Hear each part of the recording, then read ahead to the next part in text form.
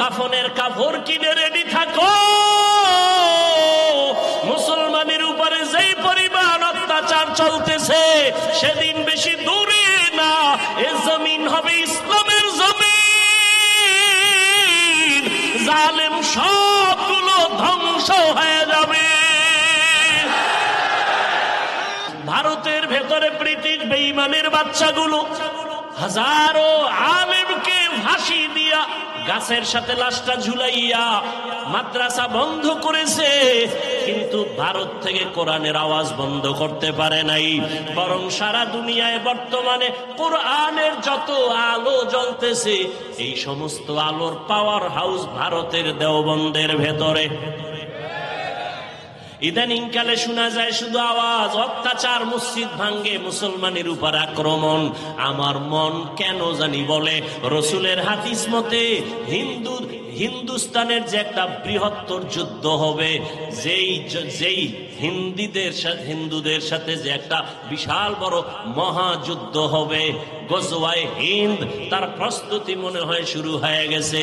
কারণ একটা বিল্ডিং তৈরি করার ক্ষেত্রে মানুষ কত টাকা দিয়ে ইটের বাটা বানায়, বাটা বানাইয়া সেখানে ইট বানাইয়া একটা ফর্মা বানায়। একটা ইট যদি বাঁকা থাকে ফর্মা ফালায় দেয়, ও কাদার ইটটা দেয় না, কত প্রসেসিং করে মাটিটাকে এরপরে বানাইয়া সুন্দরভাবে সারিবদ্ধ করে ফাঁকা ফাঁকা করে ভেতরে কাঠ দেয়, আগুন জ্বালায়, মাসকে মাস আগুন জ্বালাইয়া সুন্দর পিওর ইট গুলো বানায়। ভালো ভালো ইট গুলো আলাদা, একটু যদি বেশি পড়ে আলাদা, এগুলোর দাম আলাদা। এগুলো কিনে নিয়া এবার এখানে আইসা আস্তে আস্তে ইট গুলো কিনে নিয়ে আসছে, ভাঙা ইট কিনে না। আমি বিল্ডিং করব, আমাকে দামি ফ্রেশ ইট গুলো আমাকে দাও।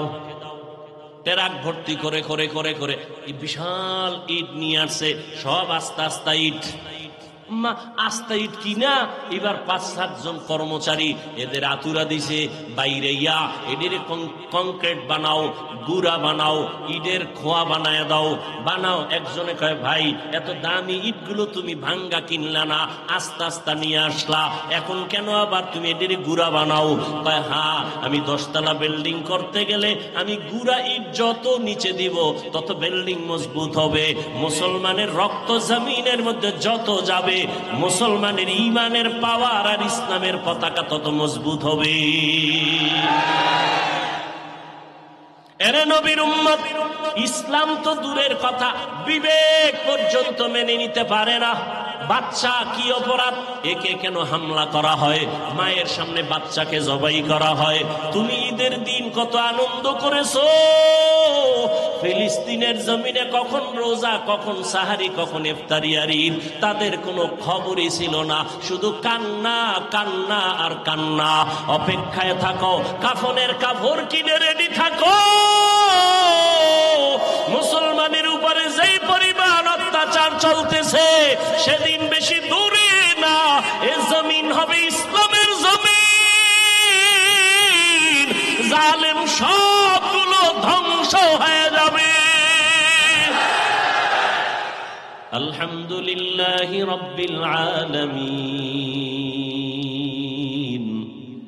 আর রহমানির রহিম মালিক ইয়াউমিদ্দিন ইয়্যাকা না'বুদু ওয়া ইয়্যাকা নাস্তাঈন সিরাতাল লাযীনা আন'আমতা আলাইহিম গায়রিল মাগযুবি আলাইহিম ওয়ালাদ-দাল্লিন। পুরাটা ভরা হইছে নি, মাঝখানে মিস্টেক হয়ে গেছে। আলহামদু সূরার ভুল তো চায়ের দোকানের বেনামাজির কানে গেছি গা। চায়ের কাপটা ফালায় একা শুনছনি কি ভিতরে তো কারবার আউলে গেছে। কি কয় আলহামদুর ভিতরে ভুল, আর একটা লোকমা দে। চায়ের কাপ ফালাইয়া জানালা দিয়া তাকায় ইমাম সাহেব ঠিক করেন নাই। কি দিছে এটা, লোকমা না বেয়াদবি? হ্যাঁ, লোকমা দিও, বেয়াদবি করিও না, সাবধান। এখন লোকমা দিবে কারা? যারা জানেন বলেন। মুসল্লিরা। ইমাম সাহেবের পেছনে 500 মুসল্লি, এরা যদি জোরে একটা চিৎকার দেয় লোকমা, চাই দেখবি ইমাম নাই, জাকাত স্টক। লোকমার নিয়ম আছে না নাই? লোকমা দিবে কে? ইমামের পেছনে একজন যোগ্য ব্যক্তি দাঁড়াবেন। কার পিছনে? যোগ্য ব্যক্তিকে এলাকার সভাপতি, ভিআইপি সুদখোর, মসজিদের সেক্রেটারি ভিআইপি ঘুষখোর, ও এই এলাকায় নাই। কপাল, কপালের বয়ান করতেছি না, কপাল। শিয়ালের কাছে মুরগি দিছে আমানত 3 দিন। শিয়াল কয় দোয়া হোসাই মা হোসাই, এটার ফেরত দেওয়া যাবে না, ফেটে গিয়ে কিমা হয়ে গেছে। শিয়ালের হাতে মুরগি দিলে যা হবে, মাদ্রাসা মসজিদ আর ধর্মের চাবি সুদখোর বেনামাজির হাতে দিলে তো তাই হবে। সুদখোর বেনামাজি ঘুষখোরের হাতে ধর্মের চাবি দিয়েছে জিবরাইল। কে দিছে? কে দিছে? কে? আমরা বলতে লজ্জা লাগে। ভোটের আগের রাত্রে টাকার নামে পায়খানা খাইছেন, তাতে লজ্জা লাগে নাই? এই হারামখোর, ভোটের আগের রাতে যারা ভোট বিক্রি করে টাকা খেয়েছো, বাথরুমে গিয়া 10 গ্রাম পায়খানা খাইও, বাজারে গিয়া হালাল সাবান দিয়ে কুলি কইরো, গন্ধ শেষ। কিন্তু এই যারা টাকা খাইছো চুরি করে গোপনে, জাহান্নামের আগুন ছাড়া গন্ধ যাবে না। আমালুকুম উম্মালুকুম। যেই সমাজের মানুষ বেনামাজি, ওদের নেতা বেনামাজি হয়। সমাজের মানুষ যদি সুদখোর হয়, নেতাও সুদখোর হবে। সমাজের মানুষ যদি সভ্য হয়, নামাজি হয়, নেতাও নামাজি হবে। এ কথা বলার কোনো সুযোগ নাই। কেন? ইসলামে রাজনীতি নেই। বড় কঠিন। আমাকে সহজ ভাষায় একটু জবাব দিবেন। এখানে অনেক শিক্ষিত মানুষ। ওয়াজ হেদায়েতের চাবি না। হাফিজুর রহমান কেন, মক্কা মদিনার ইমাম কেন, স্বয়ং রসুল যদি বয়ান করে কপাল খুলবে না? যদি আল্লাহ না খুলেন তো টেনশন করেন কেন? আমি বলতেছি, এতেই যদি আপনার মাথা গরম হয়, তো আমল করার হালাত কি হবে? আমি শুধু বলতেছি, সত্যটাকে সাপোর্ট করবেন। পুরা দুনিয়াটা শাসন করেছেন সুলাইমান নবী। মিথ্যা? মিশর শহরটাকে অর্থ মন্ত্রণালয়ের দিক থেকে দায়িত্ব পালন করেছিলেন ইউসুফ নবী। ঘটনা সত্য। কোথায় আছে? কোরআনে আছে? আছে। রহমতের নবী মদিনা শাসন করেছিলেন, আছে। আবু বকর, ওমর, ওসমান, আলী রাষ্ট্র চালাইছেন, আছে। কেন বলেন ইসলামে রাজনীতি নাই? হ্যাঁ, আপনার মতো পচা গান্দা চান্দাবাজি আর ধান্দাবাজি ইসলামে নেই। ইসলামে কি আছে? মালিক যেই প্লেটে খাবে, গোলাম একই প্লেটে খাবে। ইসলামে কি আছে? কর্মচারী কাজ করবে, ঘাম ঝরার আগে বেতন দাও। চান্দাবাজি ধান্দাবাজি রাজনীতিতে কি আছে? মালিক খাবে 10 টাকা দামের খেজুরের ইফতারি, কর্মচারী খাবে পায়ে লাগানো 8 আনা দামের খেজুর। চান্দাবাজি আর ধান্দাবাজি রাজনীতির মধ্যে কি আছে? মাইকে বলবে কেউ খাবে, কেউ খাবে না। আর কর্মচারী বেতন পাবে তো দূরের কথা, কাজ কইরা বেতনের জন্য আন্দোলন করবা, এরপরে পুলিশের ফিডা খাইয়া কিছু পাবা। চান্দাবাজি আর ধান্দাবাজি ইসলামে নাই। এ কথাটা সব মানুষ জানে যে ইসলামী শান্তির ঠিকানা। মানে না কেন? চুরি বন্ধ হয়ে যাবে, দুর্নীতি বন্ধ হয়ে যাবে। আল্লাহ হেদায়েত দান করুন। আমি যে কথাগুলো বললাম, মাত্র এখনো বয়ান শুরুই করি নাই। এই কথাগুলো যদি আগামী শুক্রবার কোন খতিব সাহেব মসজিদে বলবে 1 মাস বাড়িতে ঘুরাইয়েন, কারণ কি? শিয়ালের হাতে মুরগি। কার হাতে মুরগি? আল্লাহ হেদায়েত দান করুন। ভাই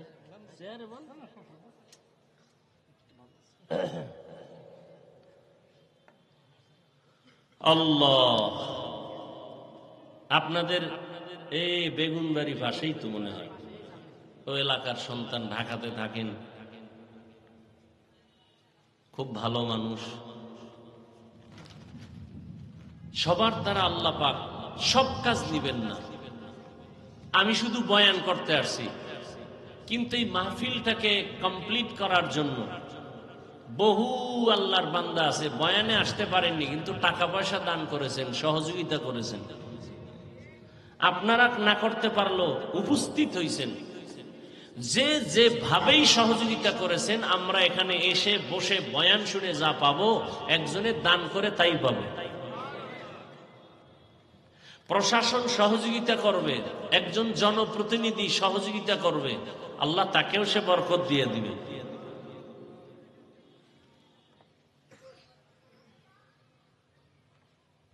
আমি আপনাদের সামনে আলোচনা করার নিয়তে সকলের পরিচিত একটি সূরা ওয়াল আসরে সূরা তেলাওয়াত করেছি, যেটা সবাই পারার কথা।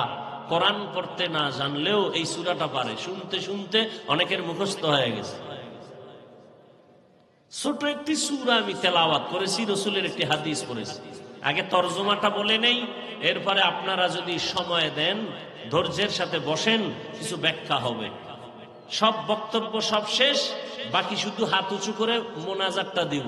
এটা শুধু আপনাদের বসার উপরে নির্ভর করবে। উঠবেন, আমিও মোনাজাত দিয়ে দিব। আর যদি ধৈর্য ধারণ করে বসেন, কষ্ট হলেও আমি আপনাদেরকে কিছু কথা শোনাবো ইনশাআল্লাহ। ওয়াল আসরি ইন্নাল ইনসানা লাফি খুসর। আসরের শপথ, নিশ্চিত পৃথিবীর সব মানুষগুলো জাহান্নামী। ইল্লাল্লাযীনা আমানু, কিন্তু যারা ঈমান আনবেন, ওয়া আমিলুস সালিহাত, আমলে সালেহ করবেন, ওয়া তাওয়াসাউ বিল হক, ঈমান আমলের দাওয়াত অন্যকে দিবেন, ওয়া তাওয়াসাউ বিস সবর, ঈমান আমলের বিরুদ্ধাচরণকারীদেরকে বাধা প্রদান করবেন, এরা জান্নাতি। قال رسول الله صلى الله عليه وآله وسلم كل أمتي يدخلون الجنة إلا من أبى। রহমতের নবী বলেন, সব উম্মতেরা জান্নাতে যাবে, তবে আমি মুহাম্মদকে যারা মানে না তারা জান্নাতে যাবে না। কিলা মান আবা, সাহাবায়ে কেরাম প্রশ্ন করলেন, ইয়া রাসূলুল্লাহ, আপনাকে অস্বীকার করে, মানে না তারা কারা? ক্বালা মান আতাআনি দাখালাল জান্নাহ। রহমতের নবী বলেন, যে আমার অনুসরণ করবে সে জান্নাতে যাবে। ওমান আসানি ফাকাদ আবা, যে আমার বিরোধিতা করবে সে আমাকে অস্বীকার করার কারণে জাহান্নামে যাবে। তরজমা শেষ, এবার ব্যাখ্যা শুনেন। হাদিসের উপরে 5 মিনিট কথা, খুব খেয়াল করবেন। আমি আপনাদের থেকে একটা প্রশ্ন নিব এবং জবাব দিব। হাদিসে কি বলা হলো? নবী বলেন সব উম্মত জান্নাতে যাবে, কিন্তু যারা আমি মুহাম্মদকে মানে না তারা যাবে না। এবার খেয়াল করেন, সাহাবায়ে কেরাম প্রশ্ন করলেন, ইয়া রাসূলুল্লাহ, আপনাকে মানে না তারা কারা? এখান থেকে আপনাদের খেয়াল করবেন, নবীজি জবাবটা ডাইরেক্ট না দিয়ে একটু ঘুরায় দিলেন, যেহেতু তার অন্তরে দয়ায় ভরা। কেমন নবীর অন্তরে দয়া? কোনদিন কোন সময় বিন্দু মাত্র গালি কাউকে নবী দেন নাই। কেমন মায়া অন্তরে রসুলের, নবী কোনদিন কারো একটা গালির জবাব দেন নাই। কেমন মায়া মমতাময়ী রসুল আমার, জীবনে চোখ দুটো গরম করে রসুল কারো দিকে তাকান নাই, গরম চোখে তাকান নাই রসুলের হায়াতে। সেই দয়ার নবী। প্রশ্ন ছিল, ইয়া রাসূলুল্লাহ, আপনাকে অস্বীকার করে মানে না তারা কারা? নবী জবাব দেওয়ার আগে মাঝখানে একটা মোহাব্বতের আওয়াজ দিলেন, মান আতাআনি দাখালাল জান্নাহ, যে আমার অনুসরণ করবে সে জান্নাতে যাবে। প্রশ্ন আপনাদের কাছে, আবার বলছি, নবীজি বললেন সব উম্মত জান্নাতে যাবে, যারা আমাকে মানে না তারা যাবে না। সাহাবায়ে কেরাম জিজ্ঞাসা করলেন, ইয়া রাসূলুল্লাহ, আপনাকে মানে না তারা কারা? নবীজি জবাব দিতে গিয়ে বললেন, যারা আমার অনুসরণ করে তারা জান্নাতি। প্রশ্ন আপনাদের কাছে, নবী বলেছেন যারা রসুলের অনুসরণ করবে তারা জান্নাতে যাবে, বলুন তো বিপরীত কথাটা কি হবে? হ্যাঁ, যারা অনুসরণ করবে না তারা জাহান্নামী। নবী এ কথা বলেননি। এখনো খেয়াল করেন না অনেকে। সাহাবায়ে কেরামের প্রশ্ন, নবী আপনাকে মানে না তারা কারা? নবী এটা ডাইরেক্ট জবাব না দিয়ে বললেন যে আমার অনুসরণ করবে সে জান্নাতি। বিবেক বলে বিপরীত কথা হয়, যে রসুলের অনুসরণ করবে না সে জাহান্নামী। নবী বলেন না, আমি এ কথা বলি নাই। নবী কি বলছেন? নবী বলছেন, ওয়ামান আসানি ফাকাদ আবা, কে আমাকে অস্বীকার করে? যে আমার বিরোধিতা করে। যে আমার বিরোধিতা করে সে আমাকে অস্বীকার করে। তাহলে যে আমার অনুসরণ করে না সে আমাকে মানে না, এটা বলেন নাই, বরং যে বিরোধিতা করে মূলত সে আমাকে মানে না। এখান থেকে কি বুঝলাম? এখান থেকে দুইটা সবক নিব, উপদেশ নিব। কাসাসুল আউয়ালিন, মাওয়াইজুল আখিরিন। শুধু কানসুক না, সবক নিতে হবে, শিক্ষা নিতে হবে। এটা অপারেশন থিয়েটার। একটা রুগীকে হসপিটালে যখন নেওয়া হয় তখন সাইন নেয়, অপারেশনের রুগী, দস্তখত দাও, মইরা গেলে কোনো দাবি নেই। টাকা দিবে, দস্তখত দিবে, সময় দিবে, কান্নাকাটি চলবে।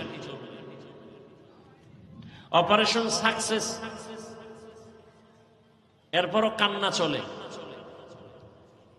সেখানে অস্ত্র আছে, রক্ত যাবে, সেলাই লাগবে, ওটি রুমে ঢুকবে। আর এখানে অপারেশন হবে, ওখানে অপারেশন চলে বডি, দেহের। এখানে অপারেশন চলবে বডিকে পরিচালনা করনেওয়ালা পাওয়ার, মূল হেড, রুহ, রুহের অপারেশন চলবে। তবে এখানে সেলাই লাগবে না, রক্ত যাবে না, অস্ত্র লাগবে না, বাকি সব লাগবে। টাকা লাগছে, সময় দিতে হবে। এবার সাকসেস হলে কান্না শুরু হবে। খুব খেয়াল করবেন। এটা কোন থানা? দৌলতপুর থানায় একজন আসামি পুলিশ ধরে নিয়ে গেল। নিয়া কোর্টে উঠাবার আগেই ওকে মার দিছে। এমন মার দিছে পুলিশে বেত দিয়া, শুধু চিল্লায় কিন্তু চোখে পানি নেই। একটা আসামিকে নিয়ে থানায় পুলিশ বেতের আঘাত করে, কান্না নাই। আর এটা এমন একটা প্যান্ডেল, ইখলাস নিয়ে আল্লাহওয়ালারা যখন বয়ান করেন 200 হাত দূরে বসে মানুষ অঝরে কান্না করেন। এরে মারলো কে? অপারেশন চলতেছে। কি চলতেছে? অপারেশন সাকসেস যখন হবে তখন দেখবেন ওই যুবক দাড়ি নেই কিন্তু চোখে পানি। ওর অপারেশন শুরু হয়ে গেছে, ওর আত্মার অপারেশন চলতেছে। ও ধরা খেয়ে গেছে যে আমি তো জাহান্নামী, আমার উপায় কি? আমাকে মা ভালো জানে না, আমার চরিত্র এত খারাপ, আমাকে বাবা ভালো জানে না।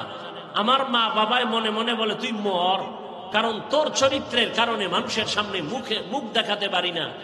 তোর ব্যবহারে শিক্ষক বেজার, তোর আচরণে আলেম বেজার, তোর আচরণে মা বেজার, তোর ব্যবহারে বাবা বেজার। মনে মনে সবাই চায় তুই মরে যা। যখন এটা অন্তরে ধাক্কা লাগতেছে, হঠাৎ করে খেয়াল করছে না আর অন্যায় করব না। এইবার কান্না শুরু হয়ে গেছে, আত্মার উপরে অপারেশন চলতেছে। নাইলে পুলিশে ফিডায় কাঁদে না, ওয়াজের প্যান্ডেলে কাঁদে কেন? ওরে মারে কে? এটা বুঝার মতো মেধাও নাই। আল্লাহ। তাহলে রসুল বললেন যে আমার অনুসরণ করে না সে আমাকে অস্বীকার করে, এটা বলে না, বলছে যে বিরোধিতা করে। এখান থেকে আমরা বুঝলাম নবীজির অনুসরণ যারা করে না, সুন্নত মানে না, তারা দুই দল। একদল দরদি আর একদল বিরোধী, একদল আগ্রহী আর একদল বিদ্রোহী। উদাহরণত আমি বলি বুঝাবার জন্য। ডান দিক থেকে একটা যুবককে আমি জিজ্ঞাসা করলাম, এই যুবক, নবীজির মোহাব্বতে দাঁড়িয়ে রাখো না কেন, নামাজ পড়ো না কেন? যুবক বলে, হাফিজ ভাই, নবীজির আদর্শ মেনে নামাজ পড়া খুবই জরুরি একটা কাজ, দাঁড়িয়ে রাখাও দরকার, চেষ্টা করি, পারি না, দোয়া করবেন। বলুন তো ছেলেটার কথায় কি বুঝলেন? সে দরদি না বিরোধী, আগ্রহী না বিদ্রোহী? বাম দিক থেকে একটা যুবককে জিজ্ঞাসা করলাম, এই যুবক, রসুলের আদর্শ মতে দাঁড়িয়ে রাখো না কেন, নামাজ পড়ো না কেন? আমার কথাটা শেষ না হতে ফট করে জবাব দিল, না রাখলে অসুবিধা কি, নামাজ না পড়লে অসুবিধা কি? আপনারা জবাব দিন, দরদি না বিরোধী, আগ্রহী না বিদ্রোহী? রসুলের আদর্শ মানার ক্ষেত্রে বিদ্রোহীর আর এক নাম বেঈমান। এই লোকটারও দাড়ি নাই, ওরও দাড়ি নাই, একজন মুমিন আর একটা তাজা বেঈমান। আগ্রহী ব্যক্তি দাড়ি রাখে নাই, ঠিক রাখবে, মুমিন। বিদ্রোহী না রাখলে অসুবিধা কি, রসুলের সুন্নতকে উপহাস করে, বেঈমান। একজনে নামাজ পড়ে না আর একজন নামাজকে পছন্দ করে না। যে নামাজ পড়ে না তাকে গালি দেওয়া যাবে না, সে মুমিন। যে নামাজ পছন্দ করে না তাকে ছাড় দেওয়া যাবে না, সুযোগ পেলেই জুতার বাড়ি, সে বেঈমান। একজনে পর্দা করে না, গালি দেওয়া যাবে না, কারণ আগ্রহী না বিদ্রোহী আগে বুঝতে হবে। একজনে নামাজ পড়ে না, নামাজ না পড়লেই গালি দেওয়া যাবে না, আগে বুঝতে হবে দরদি না বিরোধী। একজনে দাড়ি রাখে না, এই দেখলেই গালি দেওয়া যাবে না, হিংসা করা যাবে না, আগে বুঝতে হবে সে দরদি না বিরোধী। দরদি হলে মুমিন, বিরোধী হলে বেঈমান। একজনে ইসলামের কোরআনের রাজনীতি করে না, তাকে গালি দেওয়া যাবে না, বুঝতে হবে দরদি না বিরোধী। যদি এমন হয় রাজনীতি করে না কিন্তু দরদি, মুমিন। যদি এমন হয় রাজনীতি করে না, পছন্দই করে না, সে বেঈমান। ব্যবধান আছে না নাই? হ্যাঁ, ততএব যে নামাজ পড়ে না তাকে গালি দেওয়া খুব সতর্ক। আগে বুঝতে হবে লোকটার অন্তরের হালাত কি। একজনে দাড়ি রাখে না, গালি দেওয়া যাবে না, আগে বুঝতে হবে তার অন্তরের কি হালাত। সেদিন এক যুবক বলে, হুজুর দোয়া করবেন, আর্মিতে চাকরি ছিল, ছেড়ে দিছে। আর্মির চাকরি ছাড়লে এই সময়, যে সময় আর্মি এখন সবার উপরে দায়িত্ব নিয়ে আছে, শুধু রসুলের একটা আদর্শের কারণে ছেড়ে দিয়েছে। বারবার আমাকে উপর থেকে চাপ দেয়া হয়, দাড়ি কাটো, দাড়ি কাটো। এক পর্যায়ে বললাম, আমি চাকরি ছেড়ে দিলাম, দোয়া করবেন আল্লাহ হালাল ভাবে রিজিকের ব্যবস্থা যেন করে দেন। আমার কাছে দোয়া চাইল। আল্লাহ আমাদেরকে বুঝার তৌফিক দান করে। হাদিসের উপরে 2-4 মিনিট কথা বললাম, আল্লাহ বুঝার আমল করার তৌফিক দান করেন। এবার সূরাটার দিকে যাই। মনে আছে না কি সূরা? সূরাটার শুরুতে আল্লাহ শপথ করেছেন, কসম করেছেন। সূরাটা যদিও ছোট কিন্তু এর পাওয়ার অনেক বেশি। 4 মাযহাবের 4 ইমামের এক ইমাম, ইমাম শাফিঈ রাহমাতুল্লাহ আলাইহি, তিনি লিখেছেন, আম্মাজান আয়েশা রাদিয়াল্লাহু তাআলা আনহার প্রসিদ্ধ বর্ণনা মতে কোরআনের আয়াত সংখ্যা 6666। এটা প্রসিদ্ধ মত, অপ্রসিদ্ধ মতামত আরো আছে। ইমাম শাফিঈ রাহমাতুল্লাহ আলাইহি বলেন, আল্লাহ যদি কোরআনে হাকিমে শুধু আল আসরি সূরাটা দিতেন, অন্য আয়াত যদি কথার কথা অবতীর্ণ নাও করতেন, আর দুনিয়ার সব মানুষ আল আসরি সূরার উপরে জীবন চালাইতো, বিনা হিসাবে জান্নাত পাইত। তাহলে বুঝেন সূরা আসরের পাওয়ার কেমন। এবার ব্যাখ্যায় গেলে বুঝবেন পাওয়ার কত। শুরুতে আল্লাহ শপথ করলেন, কারণ কি? আমরাও শপথ করি, কসম খাই। কেন খাই? ভাই আমার কথাটা এমন, না না না এমন মানি না, বলে কসম, হ্যাঁ এখন মানি। তাহলে আমরা যে কসম খাই সন্দেহ দূর করার জন্য। কি জন্য ভাই? বলুন তো, আল্লাহর কোরআনে সন্দেহ আছে? তাহলে আল্লাহ কেন কসম কাটলেন? শুধু এখানে না, অনেক জায়গায়। ওয়াত্তিনি ওয়াজ্জাইতুন ওয়াতুরি সিনিনা ওয়া হাযাল বালাদিল আমিন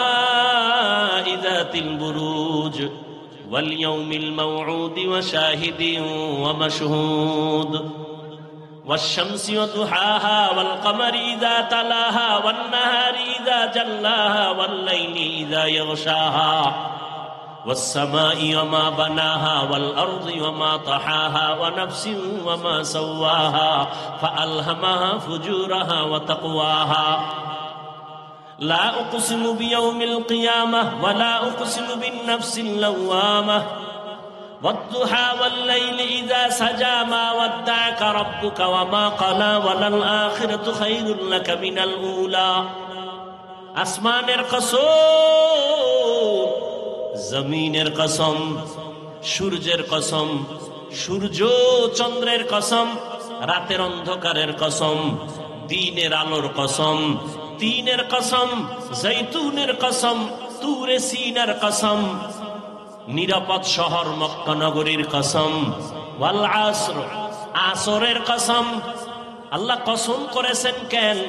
আল্লাহর কথায় তো কোনো মিথ্যা নাই। যালিকাল কিতাবু লা রাইবা ফীহি হুদাল লিল মুত্তাকিন।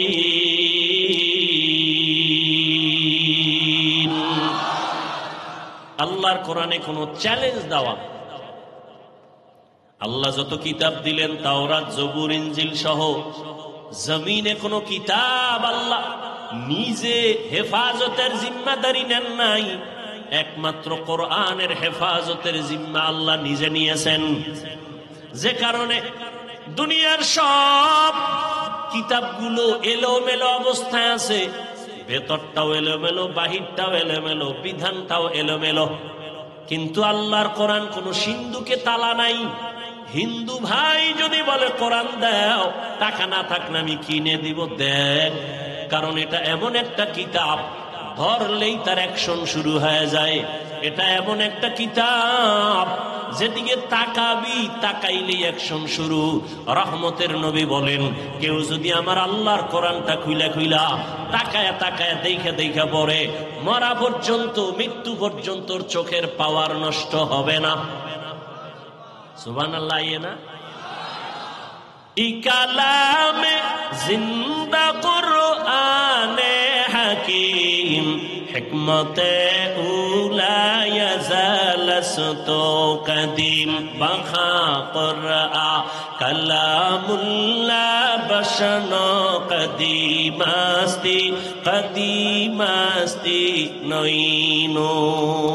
আল্লাহর কোরআন তো কসমের আগেও সত্য, কসম খাওয়ার পরেও সত্য, কোনো সন্দেহ নাই। সন্দেহ আছে কিনা এই ধান্দা নিয়ে অনেকে ঢুকছে কোরআনের বাগানে ঢুইকা। নিজের ভুল যখন কোরআনের আয়নায় ধরা পড়ে গেল, তারা কালেমা পড়ে মুসলমান হয়ে গেল। ইস্ট ইন্ডিয়া নামের কোম্পানি বহু অপচেষ্টা করে কোরআনে জমিন থেকে জ্বালায় দেওয়ার কোম্পানি বহু কোরআন জ্বালায় দিছে। বাগদাদের লাইব্রেরির ভেতরে এমন একটা তাফসির ছিল, তাফসিরে হাদায়েকা যাতা বাহজা। এত বিশাল বড় তাফসির, হাজার হাজার হাজার কোরআনের এডিশন তাফসির, বালাগাত, ফাসাহাত, মান্তেক সবগুলো ফোরাত নদীতে ভাসায় দিল। আল্লাহর কোরআন এখনো বিদায় করতে পারে নাই।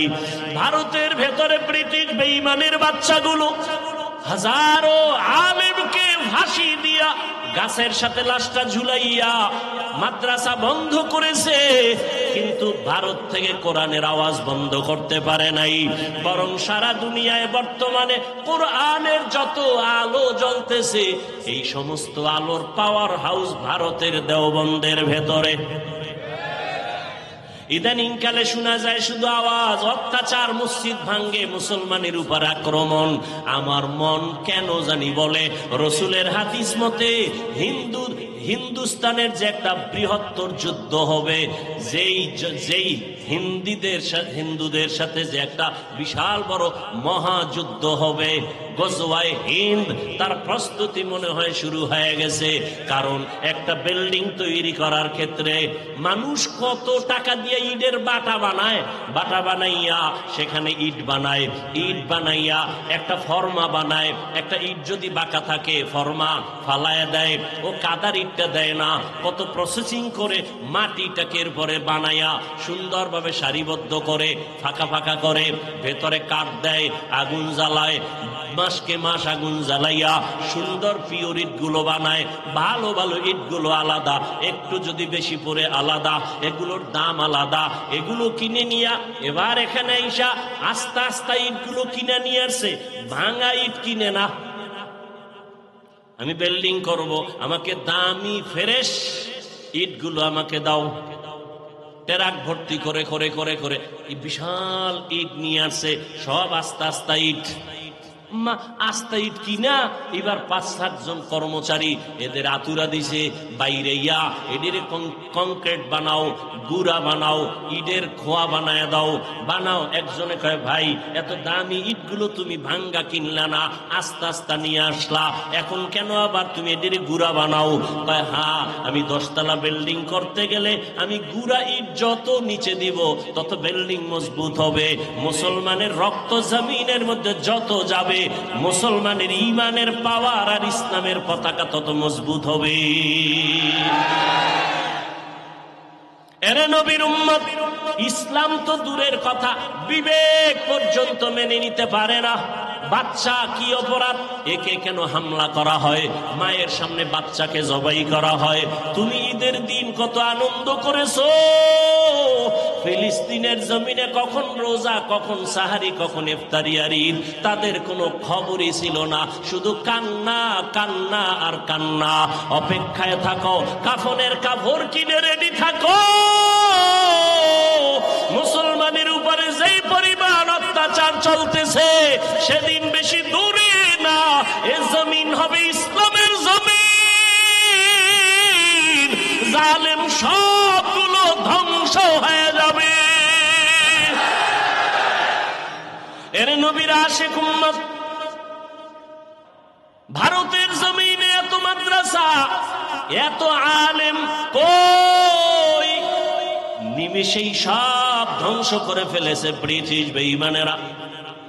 স্পেনের জমিন 800 বছর পর্যন্ত টানা মুসলমানরা শাসন করেছিলেন। যে স্পেনের জমিনে 30 খণ্ড কোরআনের তাফসির লেখা হলো, তাফসিরে কুরতুবী, কিন্তু আজকে স্পেনের খবর নেওয়া, আজানের আওয়াজ নাই। মুসলমানের দলে দলে ভরিয়া স্টিমারে উঠায় দিল, ভূমধ্য সাগর পেরিয়ে মরক্কো চলে যাও, না হয় জানে বাঁচতে দেওয়া হবে না। মুসলমানদের স্টিমারে ভরে ভরে যখন সাগরের মাঝখানে নিয়ে যায়, স্টিমারে আগুন জ্বালায় দিছে, মুসলমান পুইরা গেল, মসজিদ ধ্বংস করে দিল। ওই দিনটা ছিল এপ্রিল মাসের 1 তারিখ। ইহুদি বেঈমানেরা খুশি খুশি এপ্রিল ফুল পালন করে, মুসলমানের কান্নার দিন, বেঈমানের আনন্দের দিন। কিন্তু মুসলমানরা না জেনে এপ্রিল ফুলে তারাও লাফায়, আছে না নাই? তুকু যাও সুন্নতে আহমদ কুজা বা মোহাম্মদ কেবুয়দ নিসবত তোরা মান আহাব্বা সুন্নতি কৌলে রসুল মজদায়ে কানা মাই হাম কুন কবুল। স্পেনের জমিন 800 বছর শাসন করছে, সব ধ্বংস। বাংলাদেশের একটা টোকা দিলে হুঁশ থাকতো না কি? আর আপনি যে মুসলমান, সাইনবোর্ড আছে, কি এর মুসলমান? এখানে এত মানুষ ফজরের নামাজ পড়ে নাই, জোহর পড়ে নাই, আসর পড়ে নাই, মাগরিব পড়ে নাই, এশা পড়ে নাই, আশেকে রাসূল, ময়দানে বইবে ওয়াজ, ওয়াজ বয়ানের পরে আবার চলে যাবে, সারা রাত মোবাইলে জেনা করবে, ঘরে ঘরে মোবাইলে জেনা জেনা জেনা, রুমে রুমে জেনা। ছেলে এক রুমে ঘুমায়, মোবাইলে জেনা করে, চোখের জেনা, কানের জেনা, জবানের জেনা, অন্তরের জেনা। মেয়েটা আর এক রুমে ঘুমায় ঘরে, সেখানেও মোবাইলে জেনা। মা এক রুমে ঘুমায়, মোবাইলে জেনা। বাবা আর এক রুমে ঘুমায়, মোবাইলে জেনা। এই পরিমাণ মোবাইলে সারা রাত ঘরে ঘরে ঘরে ঘরে মোবাইলের গুনাহ চলে, গুনাহ চলে। যেই অপরাধ চলে, উচিত ছিল ঘুমের মধ্যে ঠাডা বরিয়া সব ধ্বংস হয়ে যাওয়া। একমাত্র কেন হয় না? রহমতের নবীর উম্মত হওয়ার কারণে হয় না। ইমামুল আউয়ালিন আল আখিরিন বহরে সাদকা রহমাতাল লিল আলামিন সাইয়্যিদুল কাউনাইন খাতমুল মুরসালিন আখির আমদ বুদে ফখরুল আউয়ালিন। যুবকের চেহারা দিয়ে তাকাইলে মায়া লাগবে, মায়া। কিন্তু যুবক 40 বছর পর্যন্ত তোমার চেহারা থাকবে উজ্জ্বল, চেহারা দিয়ে তাকাইলে আকর্ষণ, মায়া লাগবে। মাত্র বয়স তোমার 30, চেহারার মধ্যে কেন আকর্ষণ নাই? চেহারাটা কেন মলিন? চেহারার মধ্যে কেন নূর নাই? সারা রাত মোবাইলে গুনাহ করার কারণে আমার আল্লাহ চেহারার নূর নিয়ে গেছে, খবর নাই তোমার। মাওলায় যদি কপাল না খুলে, কে বয়ান করবে আর কার বয়ানে কপাল খুলবে জানা নাই। কপাল যদি পুড়ে যায়, রহমতের নবীর বয়ানও কপাল খুলে না। যেই রহমতের নবী একটা নজর দিয়া তাকাইলেই পেটের ক্ষুধা থাকে না, কেমন মায়ার নবী। যেই রহমতের নবীর চেহারা মোহাব্বতের নজরে যদি কেউ দেখে, জাহান্নামের আগুন হারাম। কিন্তু কপাল বড় খারাপ, একদিন আর 2 দিন না, যেই নবীকে এক নজর দেখার জন্য গর্তের পিপিলিকা কান্না করে, গর্তের সাপ কান্না করে, জঙ্গলের প্রাণীগুলো কান্না করে। রহমতের নবী রাস্তা দিয়া যখন হাঁটতেন, দুপার্শ্বের গাছ নত হইয়া রহমতের নবীরে সালাম জানায়। যেই রহমতের নবীর শরীর মুবারকে মশা মাছি পড়া হারাম। আম্মা জান আয়েশা রাদিয়াল্লাহু আনহা বলেন, নবীজির শরীর মুবারকের ঘাম আমরা বোতলে ভরে রাখতাম আর আতর হিসাবে আমরা ব্যবহার করতাম। সেই নবী কেমন মায়ার নবী আমার! একদিন আর 2 দিন না, 13টা বছর নবীকে সামনে তাকায় তাকায় দেখলো, বয়ান শুনলো। 13 বছর দেখলো, বয়ান শুনলো, কপালে কালেমা আসে নাই। এত বড় বেঈমানের নাম জানেননি? কি নাম? এর নাম কপাল। যেই নবীর দেখার জন্য গর্তের পিপিলিকারা কাঁদে, যেই নবীর চেহারা এত মোহাব্বত, দুশ্মন আইসে নবীরে মারবে, সেই কালেমা পড়ে। 13 বছর দেখলো, কালেমা পড়ে না। আর অন্যদিকে 27 বছরের একটা যুবক তরবারি নিয়ে দৌড়ায় আমার নবীকে জবাই করবে। কয় বছরের? 27 বছরের যুবক দৌড়ায় নবীকে জবাই করবে। নবীর সামনে আইসা চেহারাটা দেখে তরবারি ফালাইয়া বলে, রহমতের নবী আমাকে মাফ করে দেন, কালেমা পড়ে আমাকে মুসলমান বানায় দেন। কয় বছরের যুবক? 27 বছরের যুবক নবীকে দেইখা কালেমা, তরবারি নিয়ে দাঁড়ায় বলে, এই মক্কার মুশরিক বেঈমানেরা, আয় মুহাম্মদের বিরুদ্ধে কথা বলতে চাইলে আমার সামনে দাঁড়া, মুহাম্মদের প্রয়োজন নাই, আমার তরবারি যথেষ্ট।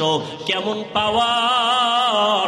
এখন এই যুবক যেই পথ দিয়ে চলে, শয়তান ওই পথে আসে না, দেখলেই দৌড়।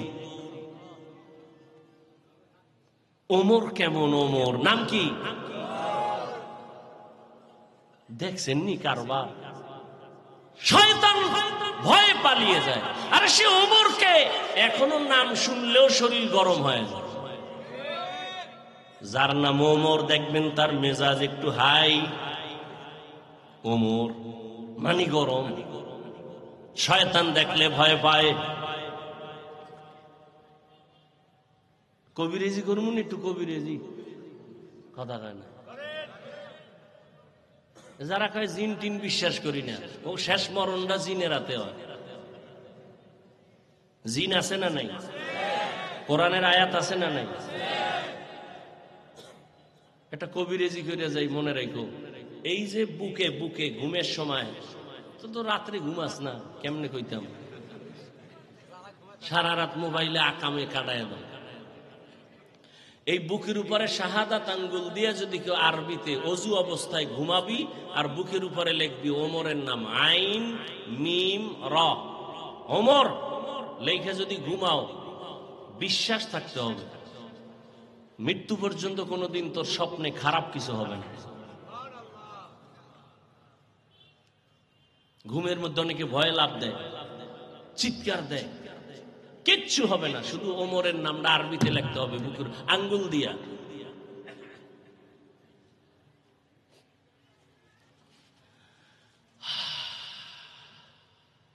আল্লাহ কেমন পাওয়ার দিছেন।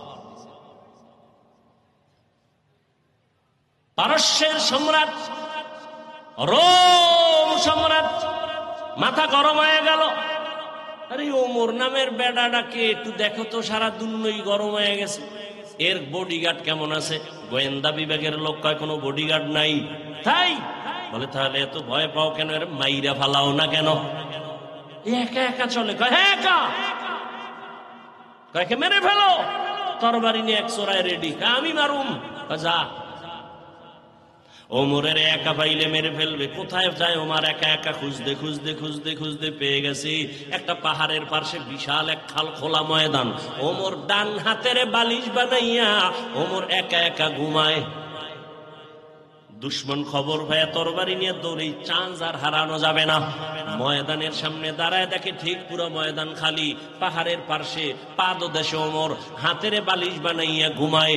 তরবারিটা বের করে, যুবক এবার হাঁটতেছি, এক কদম সামনে দেয়, আবার দাঁড়ায়, কি করব? আল্লাহর প্রিয় বান্দা যারা, আল্লাহ এদেরকে একটা বিশেষ পাওয়ার দান করেন। এই পাওয়ার আল্লাহ কোনো বেনামাজিকে দেন না। ওই পাওয়ারের কারণে সমস্ত দুনিয়ার সন্ত্রাসী, চাঁদাবাজি, জালেম যত বিরোধিতা করুক, সামনে আসলে মোমের মতো দুর্বল হয়। আল্লাহর বিশেষ বান্দাদেরকে আল্লাহ পাওয়ার দান করেন।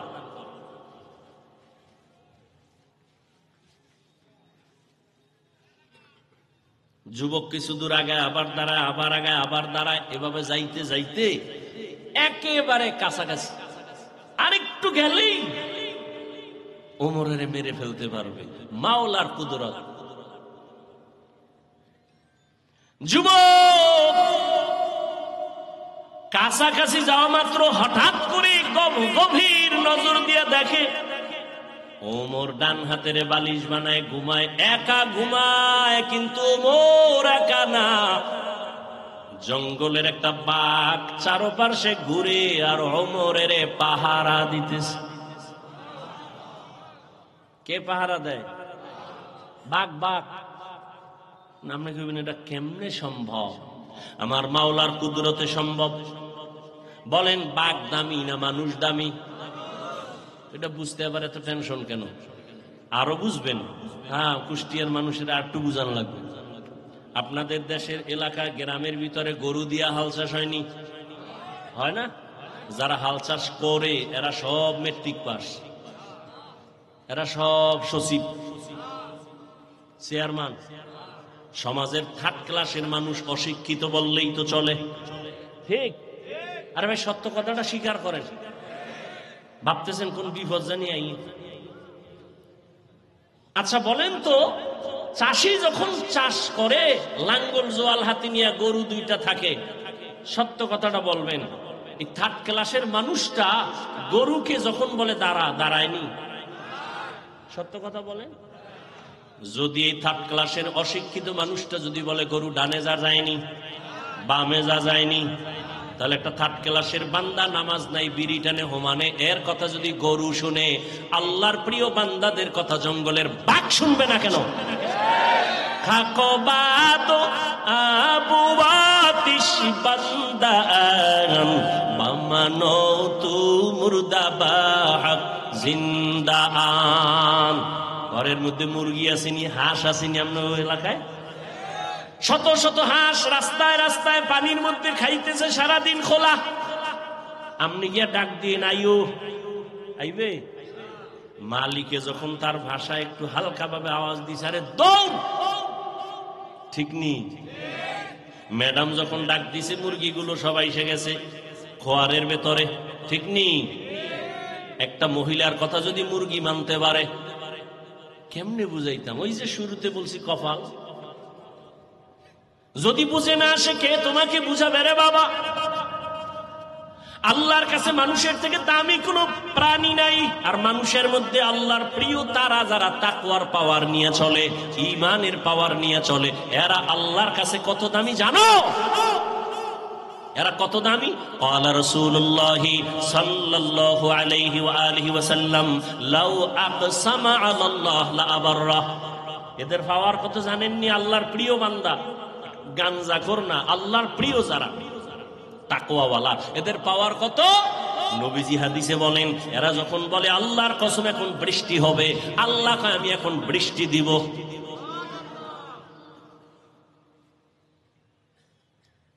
যদি বলে আল্লাহ বৃষ্টি বন্ধ করে দাও, আল্লাহ তখন বলবে আর তোর কথা বন্ধ করে দিলাম।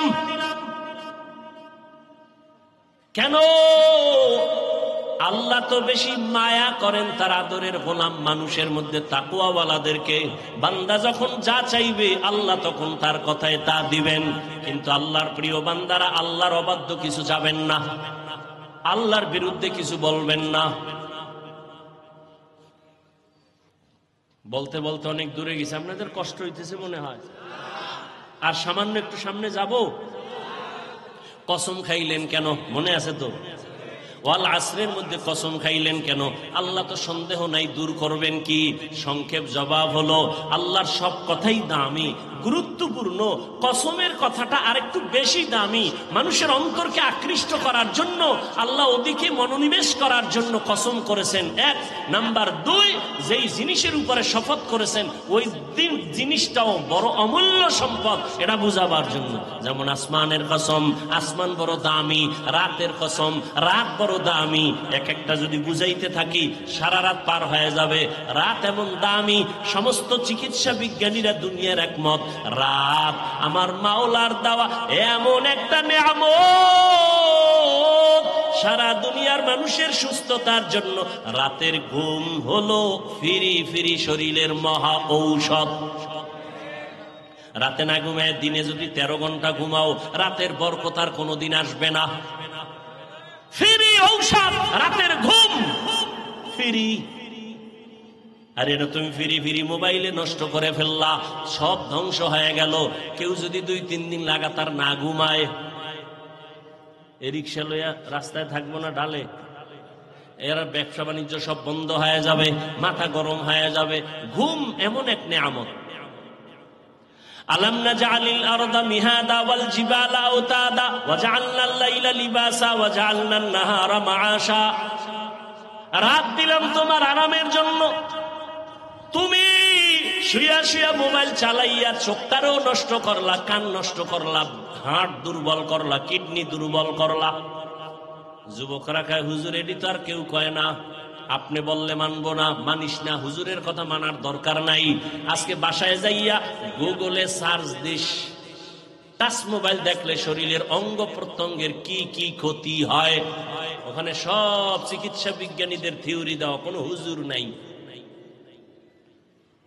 টাচ মোবাইল দেখলে শরীরের কি কি ক্ষতি হয় অঙ্গ প্রত্যঙ্গের, ওখানে গিয়ে দেখো।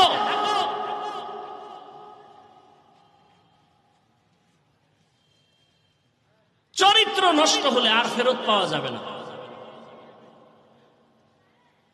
আল্লাহ তাআলা আসরের শপথ করলেন, আসর বড় দামি এক সম্পদ। বলে কেমন সম্পদ? বলে আসরটাকে যারা কাজে লাগাবে তারা বড় দামি হয়ে যাবে, দুনিয়ার লাইনে হোক বা আখিরাতের লাইনে হোক। আসরটাকে কাজে লাগাইলে জীবনটা ধন্য। এ কথা বুঝাবার জন্য আসর কি জিনিস ওদিকে আমি আলোচনা করব না। পরের কথাগুলো বড় দামি। ইন্নাল ইনসানা লাফি খুসর ইল্লাল্লাযীনা আমানু ওয়া আমিলুস সালিহাত ওয়া তাওয়াসাউ বিল হাক্কি ওয়া তাওয়াসাউ বিস সবর। শুধু আসর নিয়ে কথা বললে সামনের আর কোনো কথা হবে না, আর সামনের কথার আলোচনা করলে আসরের কথা হবে না। কোন দিকে যাব? যদি শুধু আসর নিয়ে কথা বলি তাহলে আংশিক কিছু কথা বলে মোনাজাত, আর যদি বললেন না আসর বাদ, সামনের আলোচনা, ইন্নাল ইনসানা লাফি খুসর, এখান থেকে সামনের আলোচনা, সেখানেও আমি কিছু টাইম দিয়ে আমি ওটাকে গুছাইয়া বলবো। কোন দিকে যাব, সামনে না এটা? সামনে, ঠিক আছে, আসর বাদ। ইন্নাল ইনসানা লাফি খুসর, আল্লাহ শপথ করে বলেন পৃথিবীর সব মানুষ জাহান্নামী, সব মানুষ। আল ইনসানের আলিফ লাম ইস্তেগরাকি। আমেরিকার মানুষ জাহান্নামী, লেবাননের মানুষ জাহান্নামী, লন্ডনের মানুষ জাহান্নামী, পৃথিবীর সব মানুষগুলো জাহান্নামী। কার কথা? নিশ্চয়ই, কোনো সন্দেহ করা যাবে না। কথা কি শেষ? আল্লাহ কয় কিন্তু নামের ব্রেক লাগাইয়া দিছি। কিন্তু সব মানুষ জাহান্নামে যাবে, কিন্তু 4 গুণওয়ালারা জান্নাতে যাবে। কয় গুণ? ভালো করে খেয়াল করবেন। 4 গুণের প্রথম 2 গুণ হলো আল্লাহর হক, শেষের 2টা গুণ হলো বান্দার হক। প্রথম 2 গুণের এক হলো ঈমান, দ্বিতীয় গুণ হলো নেক আমল। এই 2টা গুণের একমাত্র 2 গুণ হলো আল্লাহর হক, ঈমান আল্লাহর, নেক আমল আল্লাহর জন্য। বাকি যারও 2টা গুণ আছে, এটা বান্দার হক। আল্লাহ কয় আমার হকে ত্রুটি থাকলে আমি মাফ করব, কিন্তু বান্দার হকে যদি ত্রুটি করো, আমি ও বান্দা ক্ষমা না করলে আমি করব না। ওয়ালাসের সূরার পাওয়ারটা কেমন বুঝালেন? কে জান্নাত পাইবেন, কে পাইবেন না স্পষ্ট শুনে যান। সব মানুষ জাহান্নামে যাবে, 4 গুণওয়ালারা জান্নাতে যাবে। এর প্রথম 2 গুণ আল্লাহর হক। আল্লাহর হক ঈমান আর আমল, ত্রুটি থাকলে আল্লাহ মাফ করে দিবেন। বাকি 2 হক বান্দার। কি সেটা? ঈমান ও আমলের দাওয়াত অন্যকে দাও, ঈমান আমলের বিরোধিতা যারা করে বাধা দাও। এটার আমরা সহজে বলি সৎ কাজের আদেশ, অসৎ কাজের নিষেধ। তাহলে এই তাবলীগওয়ালা, ও পীর সাহেবের মুরিদ, ও মক্কার ভিআইপি প্যাকেজের হাজি, ঈমান আনছেন, আমলও করেন, মাইয়ে বলার খবর কি? মাঝে মাঝে বলি বহু পাগড়িওয়ালা বুজুর্গ, বহু তাবলীগওয়ালা পীরের মুরিদ হাজি সাহেব জীবনভর নেক আমল করিয়াও শুধু সন্তানের অপরাধের কারণে কিয়ামতের ময়দানে জাহান্নামে যাবে। কারণ ঈমান আছে, আমল আছে, জান্নাত পাওয়া যাবে না। আরো 2টা গুণ আছে। ঈমান আমলের দাওয়াত অন্যকে দাও, যারা বিরোধিতা করে বাধা দাও। এবার প্রশ্ন হলো অন্য কারা? এবার অন্য বুঝেন। আল্লাহ বলেন অন্য কারা? ইয়া আইয়ুহাল্লাযীনা আমানু কু আনফুসাকুম ওয়া আহলিকুম নারা ওয়াকুদুহান নাস ওয়াল হিজারা আলাইহা মালাইকাতুন গিলাযুন শিদাদুন লা ইয়াসুনাল্লাহা মা আমারাহুম ওয়া ইয়াফআলুনা মা ইউমারুন।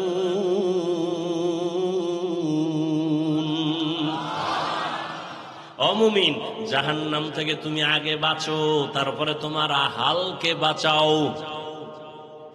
জাহান্নাম থেকে নিজেকে আগে বাঁচাও, তারপরে আহাল। আমি বাবা, আমার আহাল সন্তান। আমি স্বামী, আমার আহাল স্ত্রী। আমি আলেম, উম্মত আমার আহাল। আমি শিক্ষক, ছাত্র আমার আহাল। আমি মসজিদের ইমাম, মুসল্লিগণ আমার আহাল। আমি দোকানের মালিক, কর্মচারী আমার আহাল। ও মা বাবা, জাহান্নাম থেকে নিজেকে আগে বাঁচাবেন, তারপরে সন্তানকে বাঁচাবেন। ও স্বামী, জাহান্নাম থেকে আগে নিজেকে বাঁচাবেন, তারপরে আপনার আহাল স্ত্রীকে বাঁচাবেন। ও মসজিদের ইমাম সাহেব, খতিব সাহেব, জাহান্নাম থেকে আগে নিজেকে বাঁচাবেন, তারপরে আপনাদের আহাল মুসল্লিদেরকে বাঁচাবেন। ও আলেম, জাহান্নাম থেকে আগে নিজেকে বাঁচাবেন, তারপরে উম্মতকে বাঁচাবেন। ও শিক্ষক, আপনি জাহান্নাম থেকে নিজেকে আগে বাঁচাবেন, তারপরে ছাত্রদেরকে বাঁচাবেন। একা একা বাঁচলেন, আহালকে বাঁচান নাই। আহালের কারণে জাহান্নামে যাওয়া লাগবে। কত মা বাবা নিজে নামাজ পড়ে সন্তানের দাওয়াত দেয় না, নিজে রোজা রাখে সন্তানের রোজার দাওয়াত দেয় না। কিয়ামতের ময়দানে আল্লাহ ডাকবে, ওই ছেলে নামাজ পড়ছো? পড়ি নাই। রোজা রাখছো? না। কেন? কইবে আল্লাহ আমার কোনো দোষ টোষ নেই, আমার ধৈর্য না। কেন? কোরআনের আয়াত, সূরা আহজাব 67 নম্বর আয়াত, রব্বানা ইন্না আতা'না সাদাতানা ওয়া কুবারানা ফাআদাল্লুনাস সাবিলা। ও আল্লাহ, আমি বেনামাজি হই নাই, আমার মা বাবা বেনামাজি বানাইছে। আমি রোজা রাখতে চাবো কি, আমার মা বাবায় রোজার দাওয়াত দেয় নাই। বয়ানে চল, জুমায় চল, নামাজে চল, কোনদিন বলে নাই। বাবায় সকালে দোকানে গেছে, 8টার সময় টেলিফোন করছে আমার আম্মুর কাছে। আম্মুরে মোবাইল ফিরা কয়, এই আমার বাবায় ঘুমে উঠাইছনি কেন? নাস্তা দিছনি? 8:30 বাজে গেছে। কিন্তু আমার আব্বাজান কোনদিন ফোন কইরা বলে নাই আমার ছেলেটার উঠাইয়া ফজরের নামাজ পড়াইছনি। ও আল্লাহ, আমার কোন দোষ নাই। কোরআনের আয়াত। এবার আল্লাহ কইব, আমার কি বুদ্ধি কম নি? তোরে আমি একটা বিবেক দিছিলাম না, ভালো মন্দ যাচাই করার কাহা দিছিলাম। কত সন্তানের খবর জানুনি, মা বাবায় চাইছে নামাজ পড়বে না, ও জোর কইরা নামাজ পড়ছে। ও চাইছে বাবায় চায় আলেম হবে না, ও মা বাবারে চাইরা গিয়া মাওলানা হয়ে গেছে। পরে মা বাবার কাছে মাপ চাই আবার মা বাবারে লাইনে নিয়ে আসছে। ও তো নিজেরটা বুঝা নিজের পথে চললো। তুই কেন মা বাবার কথায় চুপ থাইকা নিজে কেন হালাল ভাবে সঠিক পথে চললি না? ও আল্লাহ, আমার ভুল হয়ে গেছে। ভুল না, এটা তো ইনসাফের আদালত, এখানে তো বিচার হবে ইনসাফের সাথে। ও আল্লাহ, কি বিচার করবা? তোর বিবেকের সাথে বেঈমানি করলি কেন? বিবেকের বিচার হবে। ইন্নাস সামআ ওয়াল বাসারা ওয়াল ফুআদ কুল্লু উলাইকা কানা আনহু মাসউলা। এবার সন্তান একটা আবদার করবে, আল্লাহ ফিডা যেহেতু খাওয়াই লাগবে, কপাল খারাপ, তবে আমার একটা আবদার আছে। কি? আমারে যদি একটা ফিডা দাও, আমার মা বাবারে ডবল। কোরআনের আয়াত, রব্বানা আতিহিম যিফাইনি মিনাল আযাব ওয়ালআনহুম লা'নান কাবীরা। আমাকে যে শাস্তি দিবা তার ডবল শাস্তি মা বাবারে দেওয়া লাগবে। আমার মা বাবার কারণে আমি আজকে নামাজ পড়তে পারলাম না, মা বাবার কারণে আমি কোরআন শিখতে পারলাম না। মা বাবার যদি একটু চেষ্টা করতো মা বাবায়, তাহলেই তো সম্ভব হইতো। নামাজের দাওয়াত দিলে তো একটু হলেও তো চেষ্টা করতাম। আমার মা বাবারে কি বলবো, বলার কিছু নাই। আমারে যে শাস্তি দিবা তার ডবল শাস্তি মা বাবারে দিবা। ভালো করে বুঝেন, ওয়াল আসরে সূরায় কি বললো? 4 গুণওয়ালারা জান্নাত পাবে। আপনার মধ্যে 2টা আছে, ঈমান আছে, আমল আছে, কিন্তু আরো 2টা গুণ লাগবে। এই দাওয়াতটা অন্যকে দেওয়া লাগবে। অন্য মানে আপনি বাবা হইলে সন্তান নিজে নামাজ পড়লে হবে না, সন্তানের নামাজের দাওয়াত দিবেন। নিজে পর্দা করলে হবে না, উপযুক্ত মাইয়াটাকে পর্দার দাওয়াত দেন। আপনি নিজে গান থেকে কান বন্ধ করলে হবে না, সন্তান যদি গান শুনে বুঝাইয়া ওখানে বাধা দিয়া গান থেকে ফিরাইয়া দেন। কত চেষ্টা করছেন? এক বাবাই কয়, চেষ্টা করছি পারে না, ব্যর্থ হয়ে গেছে। আমি বললাম, চেষ্টা কি জিনিস আপনি তো বুঝেনই না। এরে আল্লাহর বান্দা, চেষ্টা করার মতো করলে কেন লাইনে আসবে না? 7 বছর বয়সে সন্তানের নামাজের মুসাল্লায় দাঁড় করাও রাসূলের তাবিজ। প্রত্যেকটা মা বাবা যদি মানত, সন্তান লাইনে চলে আসতো। আরে গোড়ায় গন্ডগোল, গরম গরম গরম গরম। একটু আগে গরমে রস করছিনি, কে কে কথা কয় না। এই গরমের কাছে গেছে এক বাবায় বিচার নিয়া, ছেলে আমার কথা শুনে না।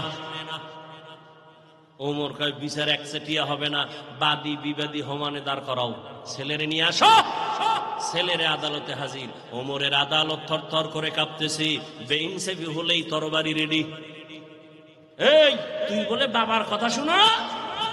ছেলে কয়, খলিফাতুল মুসলিমিন, আমার কথা বলার কোন আদালতে অনুমতি আসেনি। ওমর কয়, আছে, বল। কয় জানতে চাই বাবার পক্ষ থেকে সন্তানের উপরে কোনো হক আসেনি? আছে তো, জানতে পারবো নি? কয় পারবি তো। এক নাম্বার, ভালো একটা মা ঘরে আনবে বাবার দায়িত্ব। কি মা? ছেলে কয় আমার আব্বা এতে হক আদায় করে নাই, আমার আব্বা ভালো মা ঘরে আনে নাই, ডানা কাটা ভরি লিয়েছে, ডানা কাটা ভরি। শহরে বাজারে দেখো নারীদের ঢল, পর্দাবিহীন তারা করে ঝলমল, অন্যকে তার দিকে আশিক বানায়, অন্যকে তার দিকে আশিক বানায়, দেশটা আজি ধ্বংস নারীর বেপরদায়, সবার মুখে কি আওয়াজ হ্যায় হায় হায়। বেপরদায় যারা চলে, চরিত্রহীন লম্পট, ওরাই সোনার বাংলায় দাঁড়ায় বলে ইসলাম নারীর অধিকার দেয় নাই, ওরা চরিত্রহীন লম্পট। আল্লাহর কসম, ইসলাম সারা নারীর সম্মান আর মর্যাদা কোন ধর্মের মধ্যে দিতে পারে নাই। হিন্দু ধর্ম তালাশ করো, নারীদের উপরে জুলুম। বৌদ্ধদের কিতাব দেখো, নারীদের উপরে জুলুম। খ্রিস্টানদের ধর্মের কিতাব দেখো, নারীদের উপরে জুলুম। ইহুদিদের কিতাব পড়ে দেখো, নারীদের উপরে জুলুম। একমাত্র নারীদের সম্মান বজায় রাখছে ইসলাম।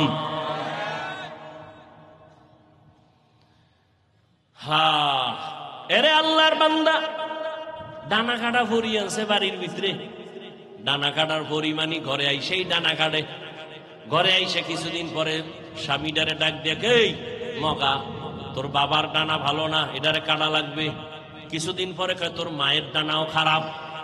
এবার মগা তো ওর হুর বাড়িতে পচা পায়খানা খাইছে যৌতুকের নামে। ওই তোর না, ছোট লোকের বাচ্চা, ফকিন্নির বাচ্চা।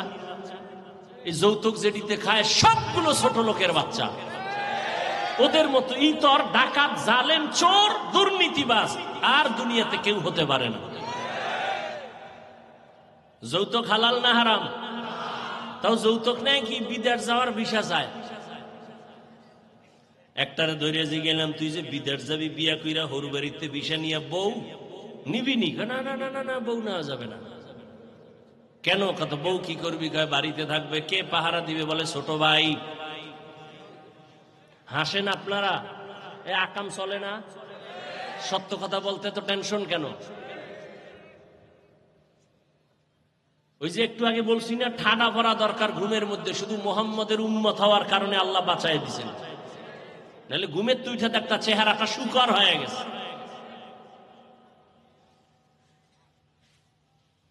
নারীর অধিকার চায়, সম্মান চায়, যৌতুক খাইয়া। যৌতুক যারা দেয়, যারা নেয়, যারা সহযোগিতা করে, সবাই ডাকাত, সবাই চোর, সবাই জালেম। মারাত্মক অভিশাপ। আল্লাহ হেদায়েত দান করে। তোমার দুই হাত আছে, কামাই করবা, হরু বাড়িতে ফকিন্নির মতো খাবা কেন? এক যুবক কয়েকজন নিয়ত টিয়াত যাই করছি, বাবায় তো মান্নত করছে, খাইতেই নাই, বাবার লাগে তো আর পারি না। এই জন্যই তো বাবা জাহান্নামে যাইব কিয়ামতের দিন। একটু আগে বয়ানই তো শুনাইতেছি। ওমরে ফারুক বললেন, ভালো মা ঘরে আনবে। ডানা কাটা ভরি। কয় তোর মা ডানা ভালো না, বাবার ডানা ভালো না, কি করবো? কয় কুষ্টিয়া ফেলার গ্রাম সার। কুষ্টিয়া থেকে টানতে টানতে নিয়ে গেছে ঢাকা। ঢাকা যাই এবার স্বাধীনভাবে ঘুরে, স্ত্রী একদিকে দৌড়ায়, স্বামী আর একদিকে। কিছুদিন পরে কয় তোর ডানাও ভালো না। বলে টইলে কয় এবার ওরে সুইসা খাইয়া ওরে ফকির বানায়, এবার হিজরত করলাম। হিজরত। ওমরে ফারুক বলেন, 2 নম্বর দায়িত্ব, ঘরের মধ্যে ভালো মা আইনা বাবা আল্লাহর কাছে কলিজা ভরে দোয়া করবেন, রব্বি হাবলি মিন লাদুনকা যুররিয়াতান তাইয়্যিবাতান ইন্নাকা সামিউদ দুআ। ও আল্লাহ, তুমি একটা নেককার সন্তান দাও। 10টা ছেলে হইলে লাভ কি হবে যদি কুলাঙ্গার হয়? কয়েক মাস আগের খবর আপনারা জানেন, ফেসবুকের মুরিদেরা জানে সবাই। বাড্ডা থানা, ঢাকায় বাড্ডা, ওই থানার ভিতরে একটা বড় লোক মারা গেছে, টাকাওয়ালা। দুইটা শিক্ষিত কুলাঙ্গার রাইখে গেছে, লাশটা রাস্তায় ফালায় রাখছে। 24 ঘন্টা বাবার দুই ছেলে ঝগড়া করছে টাকা পয়সা নিয়ে, লাশটা দাফন করারও চিন্তা করে নাই। এমন সন্তানের বাবা হইলে লাভ হবে কি? এমন কুলাঙ্গার জন্ম দিয়া লাভ হবে কি? ভালো সন্তানের জন্য দোয়া করো। রহমতের নবী যদি দোয়া করেন, ইব্রাহিম নবী যদি দোয়া করেন, আল্লাহ নেককার সন্তান দাও। নেককার সন্তান মানে হুজুর না, না না, ভালো ডাক্তার হবে নেককার, ইঞ্জিনিয়ার হবে নেককার, একজন প্রফেসর হবে নেককার। ওই সন্তানটা মা বাবার জন্য সম্মান বয়ে নিয়ে আসবে, মা বাবার সম্মান বাড়বে। ওই চরিত্র সুন্দর, ব্যবহার সুন্দর, এমন একটা ছেলে ডাক্তারও যদি হয়, পুরা বাংলাদেশের সুনাম অর্জন করবে। মা বাবার কলিজা ঠান্ডা করে নেওয়ালা সন্তান হবে। মা বাবা, বাবার জন্য দোয়া কর, আল্লাহ নেককার সন্তান দাও। এবার আল্লাহ যদি সন্তান দেয়, টেলিভিশনের সামনে বয়া থাকবো না, মা দোয়া করতে থাকবে। ভালো করে বুঝুরে মা, ও যুবক বৃদ্ধ বাবাজি, পর্দার আড়ালের মা বোনেরা। এবার ওমর বলে, এরপরে দায়িত্ব, সন্তান যখন দুনিয়াতে আসবেন, বাবার দায়িত্ব, ডান কানে আরবি আজানের আওয়াজ দিবেন, বাম কানে আরবি ইকামতের আওয়াজ দিবেন। এই বুদ্ধিমানেরা, হসপিটালে যত বাচ্চা সিজার হয়, ওখানে আজান ইকামতের মুয়াজ্জিন আছে? সত্য কথা বলেন। অনেক বাবা জানেই না যে আজান দেওয়া লাগে, ইকামত দেওয়া লাগে, ভুলে গেছে। আফসোস।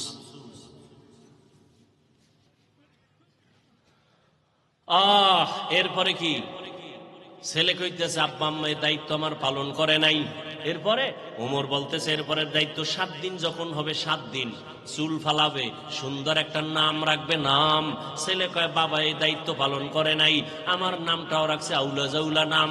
কি নাম? কয়, আমার নাম রাখছে জউল, মানে জুয়েল, কোয়েল, দোয়েল। সন্তানের নাম হাসি, খুশি, সবুজ, গম্বুজ, বিরাস, ফায়ার, নদী, সাগর, তুফান। হ্যাঁ, ছেলের নাম রাখছে সাগর।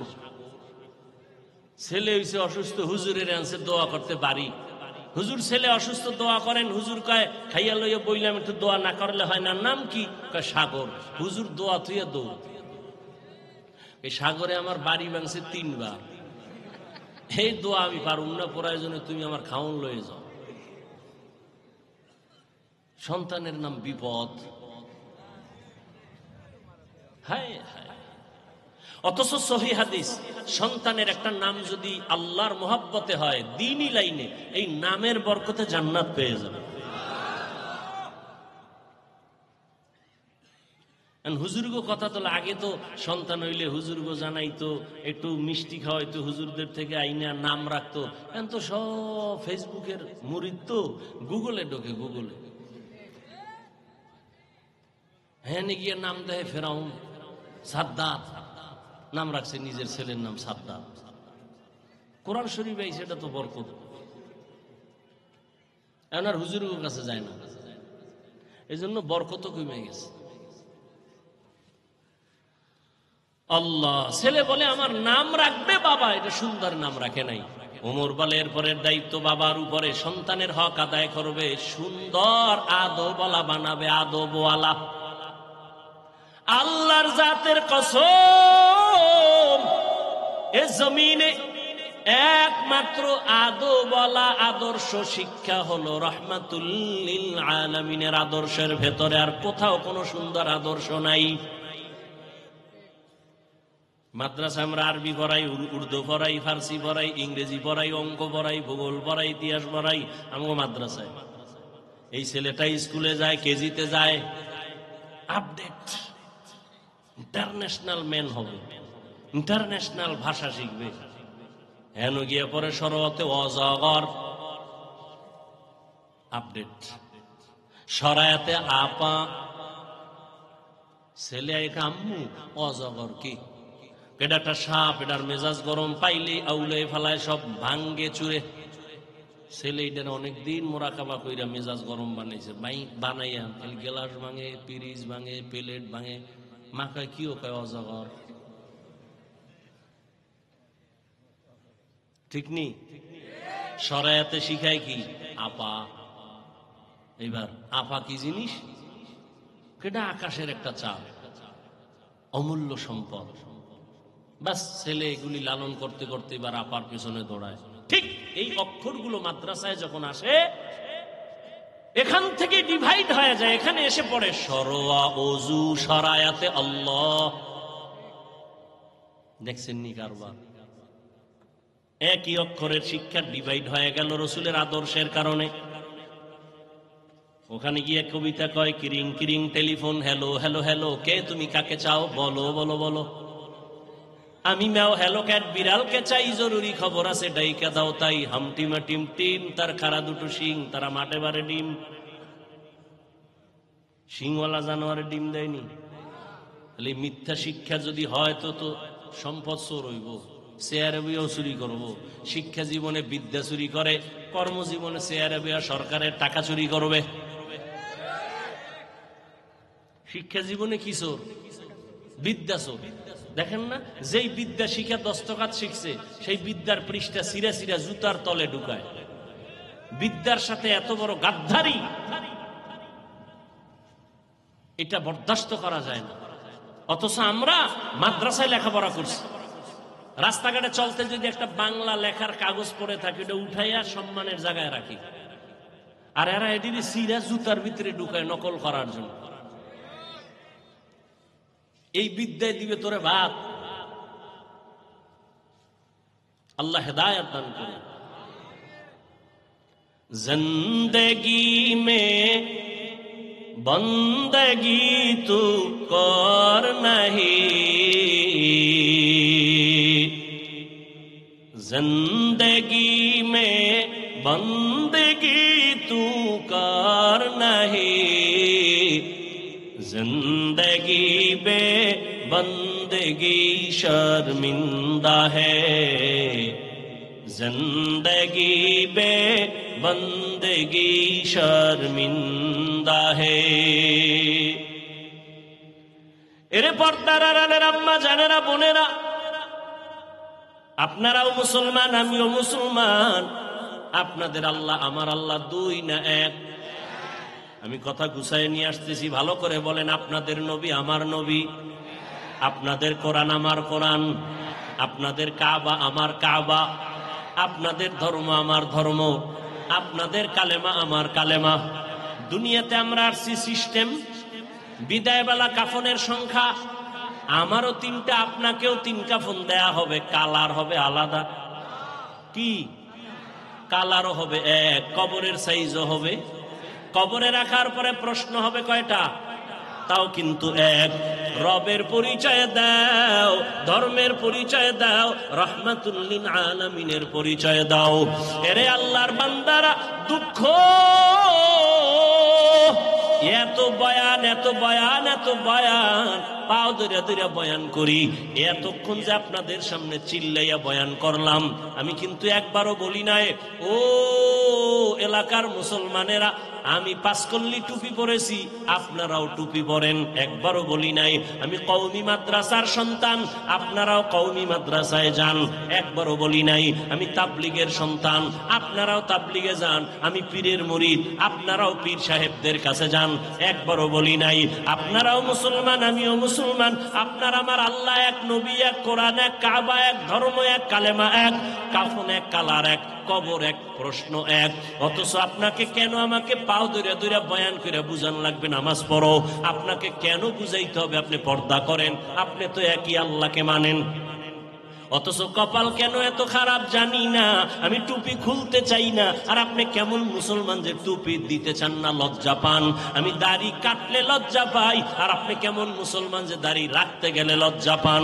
আমি মসজিদে না ঢুকলে লজ্জা পাই, আপনি কেমন মুসলমান মসজিদে ঢুকতে গেলে লজ্জা পান। আমি পর্দা না করলে লজ্জা পাই, আপনি কেমন মুসলমান যে পর্দা করতে গেলে লজ্জা পান।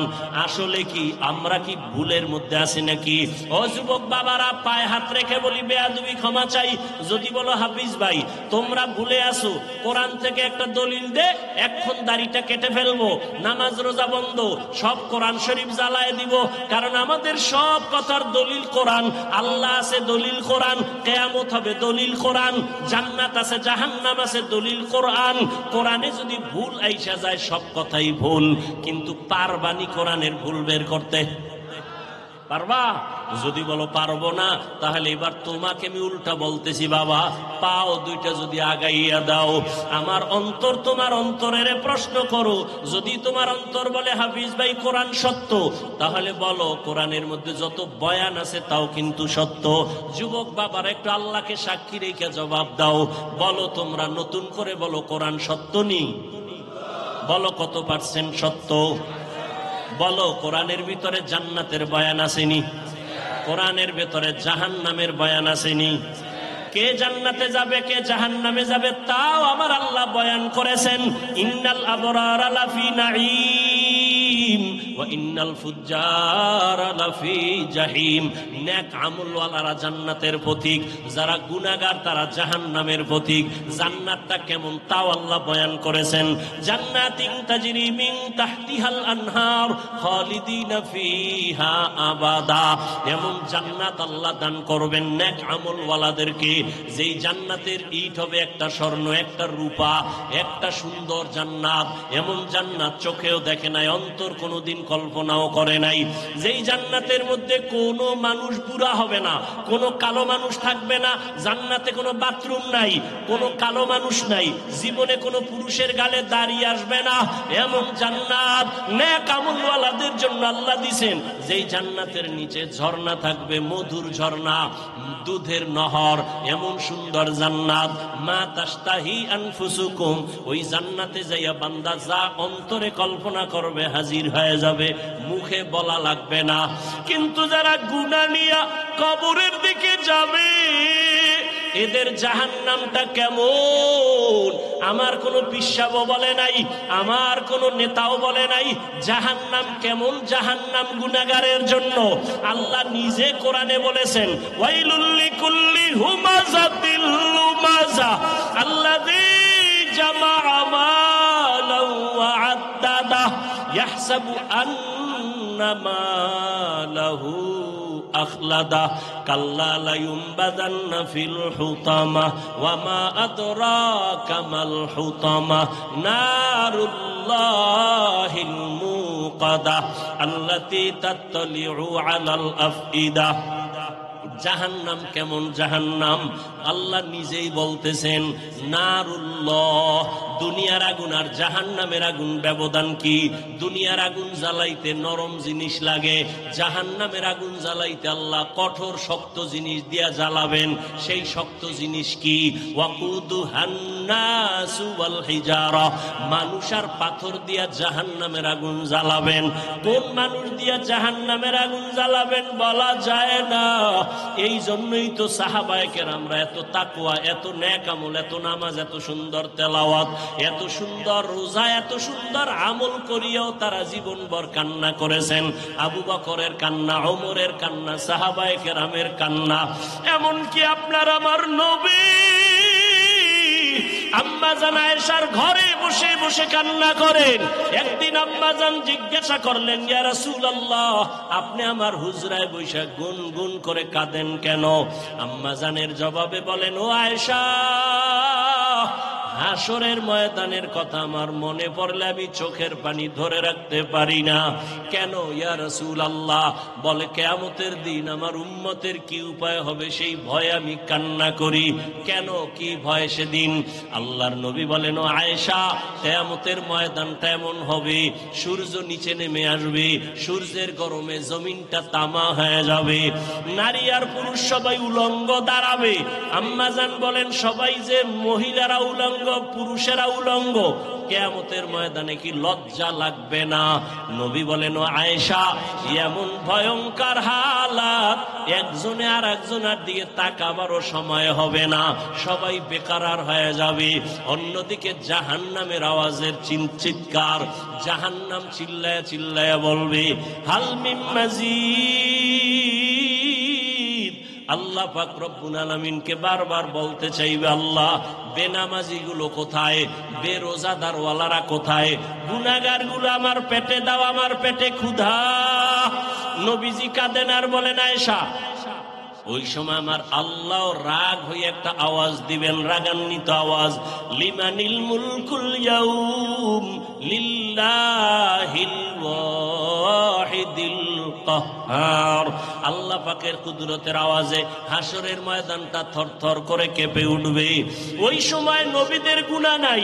মুসা নবী কান্না শুরু করবেন, ঈসা নবী কাঁদবেন, ইব্রাহিম নবী কান্না করবেন, আদম নবী কাঁদবেন, নবীরা পর্যন্ত কান্না করে বেকারার হয়ে যাবেন। কেমন ভয়ঙ্কর হবে হাসরের মাঠ।